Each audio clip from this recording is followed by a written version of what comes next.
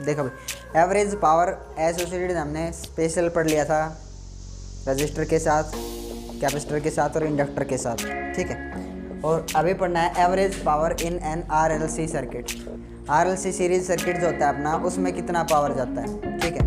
क्योंकि किसी टाइम पे करंट जाएगा, किसी टाइम पे ईएमएफ जाएगा, उसमें दोनों एक साथ नहीं जाते हैं क्योंकि उसके फेजेस में क्या है, डिफरेंस, उसमें फेज डिफरेंस है।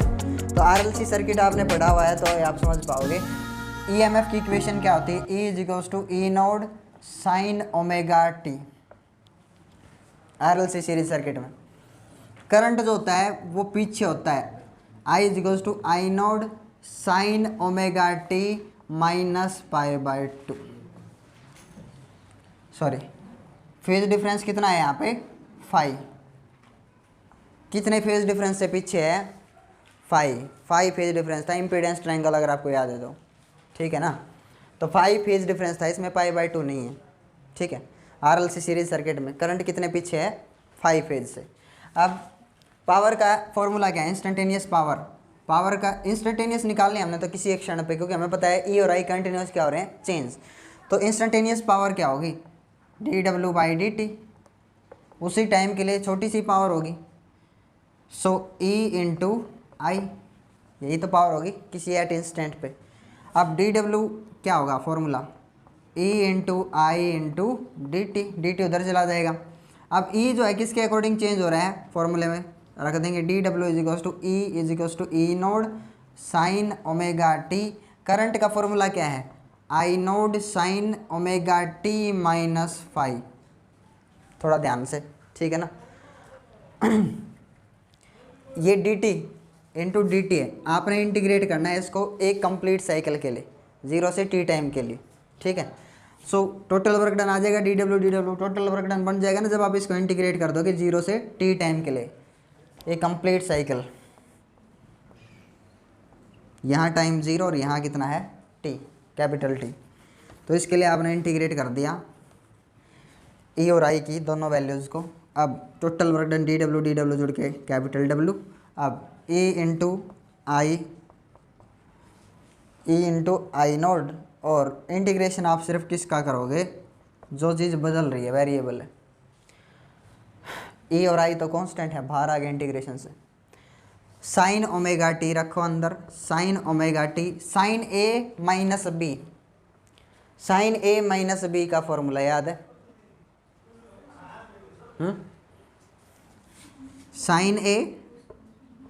साइन ए कोस बी माइनस कोस ए साइन बी। आगे समझ में, सही है।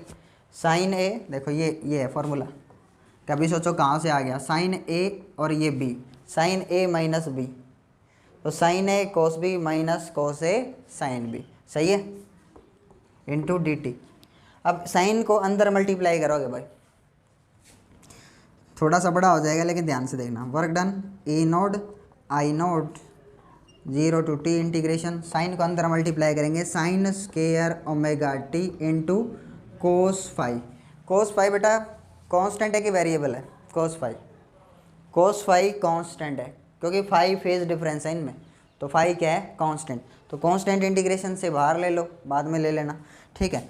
माइनस साइन, एक ये है देखो, साइन ओमेगा टी कोस omega T, sign omega T कोस ओमेगा टी इंटू साइन 5, ये है भाई, इंटू डी टी, ठीक है। इसको फॉर्मूला बनाने के लिए 2 से मल्टीप्लाई कर देते हैं, 2 से डिवाइड कर देते हैं, फॉर्मूला बन जाएगा। 2 से मल्टीप्लाई किया, 2 से डिवाइड किया, 2 sine theta into cos theta, किसका फॉर्मूला होता है, साइन 2 थीटा का। आगे समझ में। So work done is equals to E naught I naught integration 0 to t sine square omega t. एक सेकंड के लिए मैं कोस 5 बाहर ले लेता हूँ भाई, कोस 5 बाहर आ गया क्योंकि कांस्टेंट है इस टाइम पे, और इंटीग्रेशन करूँगा साइन स्क्वायर ओमेगा टी का। तो साइन स्क्वायर ओमेगा टी ऐसे इंटीग्रेशन नहीं कर सकते, फॉर्मूला क्या है, फॉर्मूले में कन्वर्ट करो, सिंपल फॉर्मूले में 1 minus cos 2 omega t by 2, limit put कर दी। आ रहे समझ में? ऐसे सीधे सीधे इसका इंटीग्रेशन नहीं होगा तो कोस फाई तो बाहर आ गए और साइन स्क्वायर को क्या लिख दिया 1 minus cos 2 omega t by 2। ठीक है, इसके साथ भी डी टी मल्टीप्लाई में अंदर डी टी, और इसका इंटीग्रेशन मैं अलग से करूँगा भाई। ठीक है, इसका भी इंटीग्रेशन होगा एक साइकिल के लिए 0 to t, इसका इंटीग्रेशन। ये तो फॉर्मूला बन गया sine theta 2 sine theta cos theta, क्या हो गया sine 2 theta sine 2 omega T into D T. आ रहे समझ में? यहाँ ये साइन फाई फेज तो आपका कांस्टेंट है ना, तो आप यहाँ लिख सकते हो, यहाँ बिना किसी दिक्कत के sine phi minus sine phi. समझ में आ रहा था? बोलो थोड़ा और अच्छे से क्लियरिटी आए, थोड़ा अलग अलग लिख देता हूँ। दिख रहा है अलग अलग? क्या क्या डी टी अंदर मल्टीप्लाई होगा, इसका भी इंटीग्रेशन और इसका भी अलग अलग इंटीग्रेशन होगा। ठीक है, साइन स्क्वायर का फॉर्मूला क्या हो गया 1 minus cos 2 omega T into D T, ये वाला साइन स्क्वायर को सिंपल फंक्शन में कन्वर्ट कर दिया। आगे समझ में? ये फॉर्मूला बनाने के लिए 2 से मल्टीप्लाई किया, 2 से डिवाइड किया, तो ये 2 जो है ना 2 एक 2 तो यहाँ आ गया यहाँ। ठीक है, इसको आप बाहर भी ले सकते हो क्योंकि 2 तो कांस्टेंट है, इसमें तो दिक्कत ही नहीं है कोई। तो इस 2 को आप एज इट इज़ चाहे भले बाहर उठा लो, कभी ये कहो 2 कहाँ से आ गया। आगे समझ में? अब थोड़ा सा यहाँ करता हूँ मैं इसको सोल्व। जब आप इसका इंटीग्रेशन करोगे 0 to t, तो डी टी यहाँ मल्टीप्लाई, डी टी यहाँ मल्टीप्लाई, ध्यान से देखो, D T upper limit minus lower limit क्या आएगा t बाई 2। आ रहे समझ में? आप भले ही एक सेकंड के लिए इसको बाहर लेते हो ना लेते हो, इसको एज इट इज़ रखो भाई, अगर आपको दिक्कत है तो इसको एज इट इज़ रखो, क्योंकि फार्मूले में था तो ये साइन फाई ये बाहर ले लिया हमने। एक सेकंड के लिए इसको देखो। अब work done is equals to E naught I naught cos phi. यहाँ जब आप इसका इंटीग्रेशन करोगे 0 to t, तो ये हो गया D T minus 0 to t cos 2 omega t by 2 into D T. अब ये वाली टर्म क्या हो जाएगी 0, ये वाली टर्म क्या हो जाएगी 0। अरे समझ में? इस पूरे में से 2 कॉमन हो गया, 2 बाहर ले लो। देखो पूरे में 2 कॉमन है कि नहीं, इस वाली टर्म में भी और इस वाले में, तो ये 2 आप बाहर उठा सकते हो। अब पूरे में क्या कॉमन है 2, अब बाहर उठा लिया। अब आ गया समझ में? दोनों में था इसलिए उठ गया, नहीं इधर नहीं उठता। ठीक है, ये भले ही मैं यहाँ लिख दूँ, मैंने यहाँ लिख दिया था पहले ही। बड़ी कन्फ्यूजन रहती है बच्चों को इसमें क्योंकि थोड़ी लेंथी कैलकुलेशंस हैं। तो ये वाली टर्म क्या हो गया बेटा 0, आप करके देख सकते हो, हमने पहले भी किया हुआ है। 1 माइनस 1 क्या हो जाएगा 0, तो ये टर्म हो जाएगी 0। अब यहाँ कितना दिख रहा है आपको डी टी क्या हो जाएगा t, upper limit lower limit सिर्फ कितना बचेगा t, तो इनटू में t। ये वाला सोल्व कर लिया हमने, ये वाला ये। अब इसको सोल्व कर रहे हैं आप, 1 मिनट के लिए मैं इसको सोल्व करता हूँ अलग से। Minus sine phi 0 to t और sine 2 omega T into D t, इसका इंटीग्रेशन होगा minus cos 2 omega t divide by 2 omega. अब माइनस माइनस प्लस हो गया, बड़ा ही आसान है, ध्यान से देखिए। Cos 2 omega t by 2 omega, 2 omega छोड़ दो, कोस 2 ओमेगा टी अभी 0 किया हमने। कोस 2 omega T, cos 2 omega 2 pi by T लिखूंगा, और upper limit minus lower limit करेंगे तो एक बार कोस 0, अपर लिमिट पुट किया टी पुट किया, और लोअर लिमिट टी की जगह 0 पुट किया। कोस 0 क्या होता है कोस 0 1 माइनस 1, अरे कोस 0 क्या हो गया 1, और टी से टी कैंसिल, कोस 4 पाई, कोस पाई 2 पाई 4 पाई। साइन तो 0 होता है लेकिन कोस क्या होता है 1, तो 1 माइनस 1 क्या हो गया ये वाला 0। ये वाला 0 तो साइन का कोई इंपॉर्टेंस ही नहीं रहेगा, मल्टीप्लाई में था, साइन भी क्या हो गया 0। समझ में है ना? ये वाली टर्म पूरी की पूरी क्या हो जानी है 0 इधर वाली, और इसमें सिर्फ ये वाली कोस 2 ओमेगा टी डी टी, बस ये वाली टर्म क्या होगी 0। बस हमारा सॉल्यूशन हो गया है। ठीक है,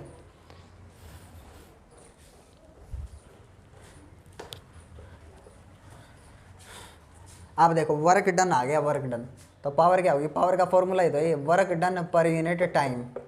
ई naught I node by two cos five into T, T से टी कैंसिल।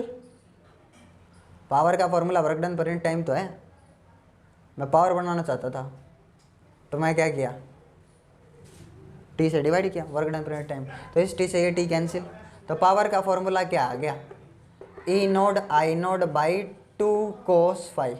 इसको रूट टू लिख सकता हूँ, अरे टू को मैं क्या लिख सकता हूँ, √2 इंटू में √2, ठीक है।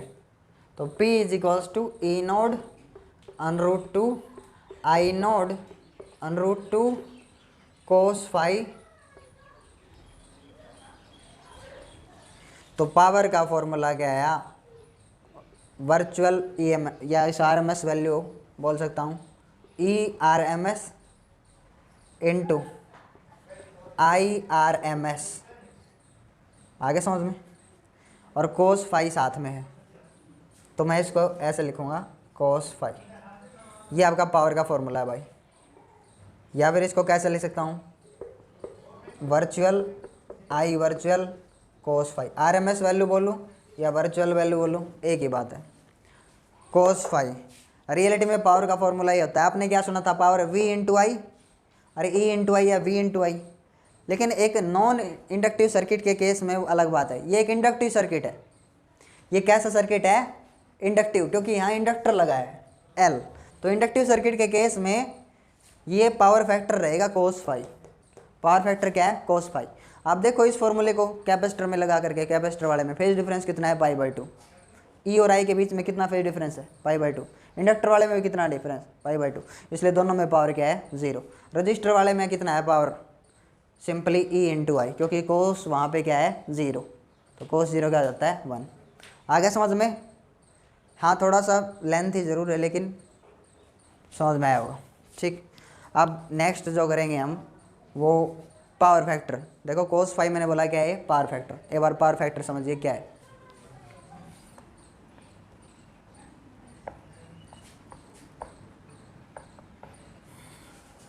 व्हाट इज पावर फैक्टर, तो पावर फैक्टर होता है, पावर फैक्टर का फॉर्मूला होता है, क्या होता है, true power divided by virtual power, ठीक है। ट्रू पावर कौन सी है, यही जो हमने निकाली अभी अभी, EV यानी कि RMS वैल्यू ऑफ E और I, और साथ में क्या था, कोस फाइव। और वर्चुअल पावर क्या होती है, वर्चुअल पावर होती है simply multiply of E and I। आगे समझ में, RMS value of E and I, आप देखो कैंसिल, तो पावर फैक्टर कौन हुआ यहाँ पे, कोस फाइव। यही तो बोला था मैंने, कोस फाइव क्या है, पावर फैक्टर। समझ में गया। अब इम्पीडेंस ट्रायंगल से, अगर इम्पीडेंस ट्रायंगल याद है तो आपको बना देता हूँ, आपको याद तो नहीं होगी इम्पीडेंस ट्रायंगल। देखो इधर आया था अपना ऐसे एक वेक्टर VL वाला, और इधर एक वेक्टर था VC का था, ये VC वोल्टेज अक्रॉस कैपेसिटर, और ये था आपका VL, ठीक है। इसको इसमें से सब्ट्रैक्ट किया था, इतना बच गया था, तो ये था VL माइनस VC, ठीक है ना। अब ये था वोल्टेज अक्रॉस रजिस्टर, तो ये था आपका नेट पावर। इधर ही करंट था I, और इसके बीच में कितना फेज डिफरेंस था, 5। अब यहाँ से इम्पीडेंस ट्रायंगल बनी थी अपने पास, तो ये VL माइनस VC तो है, ये वाला ये ठीक है। अगर आप इसको पूरी को VL VC I से डिवाइड कर रहे हो, I से, तो आपको क्या मिलेगा, रेजिस्टेंस। V/I क्या होगा, रेजिस्टेंस। तो मैंने बोला था इसका रेशियो चेंज नहीं होगा, हो सकता है VL बड़ा हो जाए VC छोटा हो जाए, या VC बड़ा हो जाए VL छोटा हो जाए, उसके अकॉर्डिंग ये फाई एंगल बड़ा भी हो सकता है और छोटा भी हो सकता है। फाई एंगल नेगेटिव में भी हो सकता है, समझ में गया।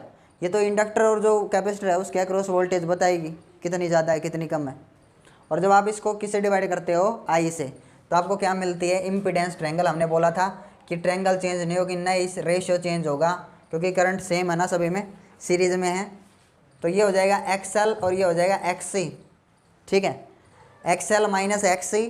और ये क्या आपका इम्पीडेंस Z हो जाएगा R² प्लस में XL माइनस XC का होल स्क्वायर, ये आपका रेजिस्टेंस है और ये है फाई आपका, ठीक है।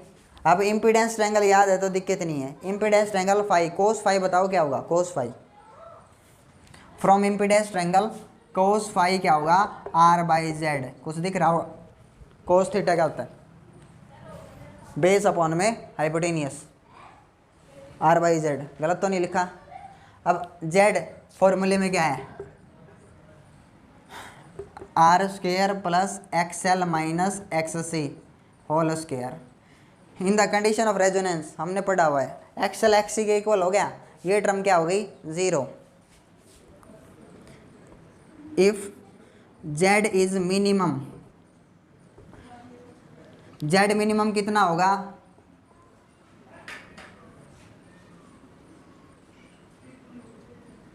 जेड मिनिमम कितना होगा भाई, आर स्क्वायर, एक्सएल और एक्स से इक्वल हो गया, आर स्क्वायर से रूट कैंसिल, जेड किसके इक्वल हो जाए, आर के इक्वल। तो कोस फाई आर बाई क्या लिख दूंगा मैं इसको, आर, जेड किसके इक्वल हो गया, आर के इक्वल। तो R by R is equals to 1, yes, cos phi is equals to 1, then theta या फाई आपका क्या हो जाएगा, 0। फाई आपका क्या हो जाएगा भाई, 0। अरे कोस थीटा 1 कब होता है, जब थीटा क्या हो आपका 0 डिग्री, यानी कि ये पावर फैक्टर, देखो ध्यान से, ये एंगल है ही नहीं। ईएमएफ के जो भी वोल्टेजेस हैं ईएमएफ के और उनके बीच में अगर ये एंगल 0 हो जाए, यानी कि करंट भी ऐसा और ईएमएफ भी ऐसा या वोल्टेज भी ऐसा, इनके बीच कितना एंगल है, फाई, 0। इस टाइम पे पावर फैक्टर की वैल्यू क्या हो जाएगी, 1। यानी कि एक्सएल और एक्सी, एक्सएल एक्सी इक्वल हो गए, तो यानी कि ये जेड किसके इक्वल है, आर के इक्वल। तो आपका फाई कितना हो गया है, 0। आ रहा है ना समझ में।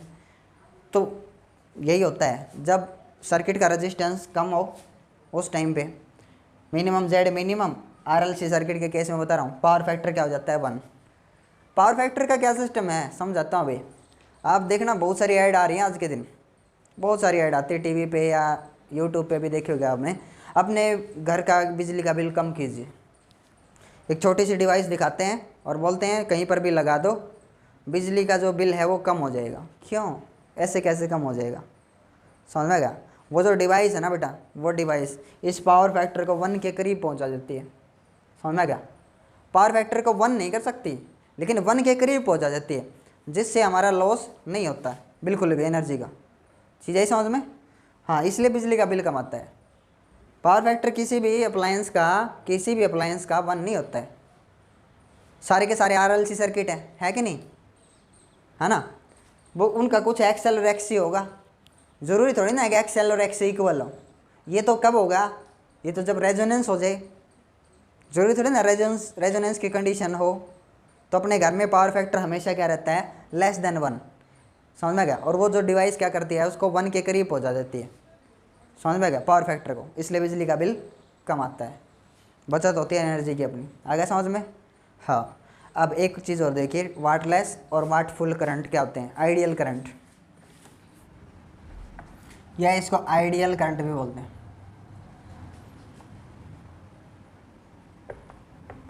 इसका क्या चक्कर है, बिल्कुल ईजी है, 1 सेकंड में समझिए।